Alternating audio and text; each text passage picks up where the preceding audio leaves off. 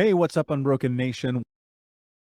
What do you think? Is there something that you can point to that is, I don't want to necessarily use the word practical, but the word practical comes to mind. Was there something practical in this journey that helped you step into the ability of trusting yourself? Or was it just like, fuck it, what do I have to lose? Because for me, I learned how to trust myself from being like, fuck it, what do I have to lose? I think there was definitely an element of what do I have to lose? Because it was surreal sometimes being in this position where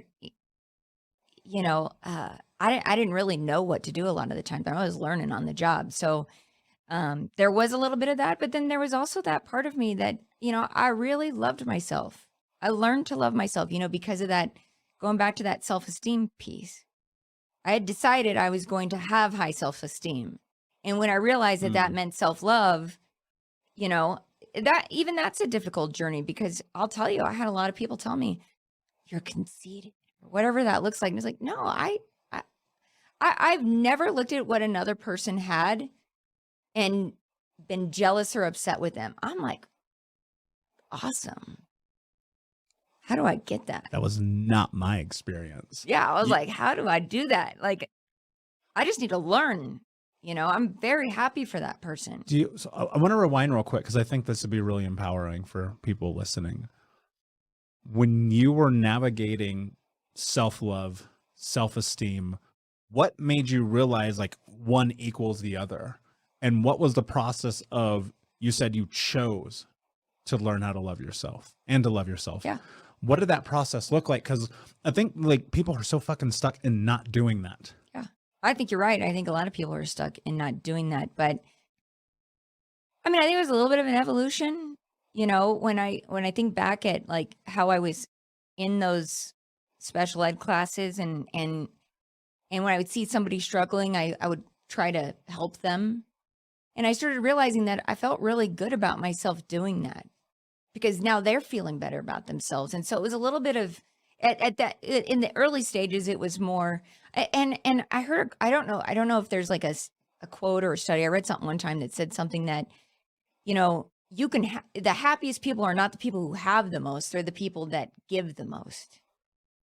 I didn't know that back then, but looking back, I can see how that did benefit me. I found a lot of happiness and love for myself in just being giving of myself. And I still today, I mean, I think if you hang around with me, you'll know that, I'll do anything for the people around me, so long as they're not like taking me down. Yeah. Because that was a boundary I had to learn later in life, right? That I can't help people there's some people you can't help.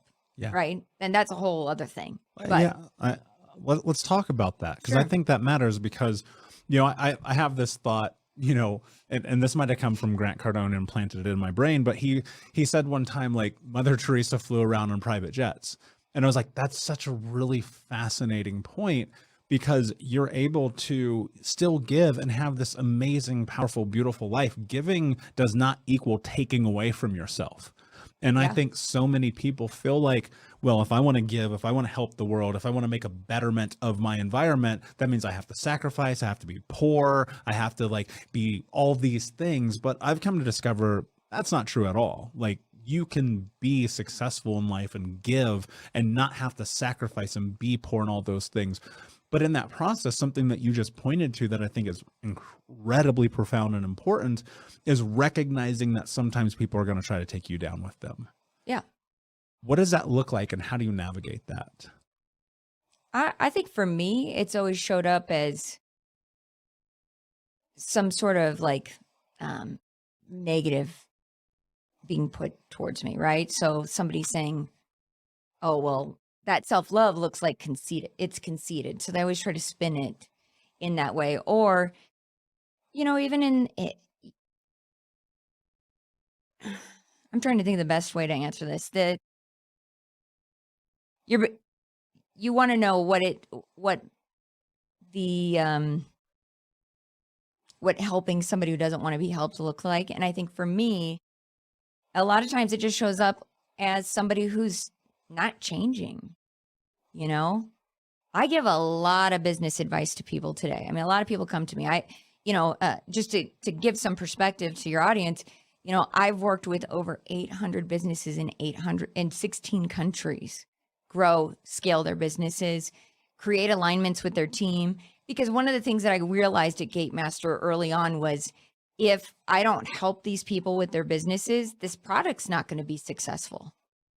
Because it was such a new product or idea. I mean, point of sale wasn't even really a thing. People were still using Casios. We were going in and replacing these old Casio cash registers with software. And a lot of these people didn't know how to use software, but then in addition to that, they didn't know how to run their businesses. So now, today, a lot of people, because of that experience, I mean, I went to 800 locations in 16 countries. When I say that, I've worked with many more businesses than that. I've lost count at this point. But when a lot of people come to me looking for business advice, there comes a point where it's like, either they got to do it or they're not going to do it. And I can't waste my time anymore. Right? Because it's their goal.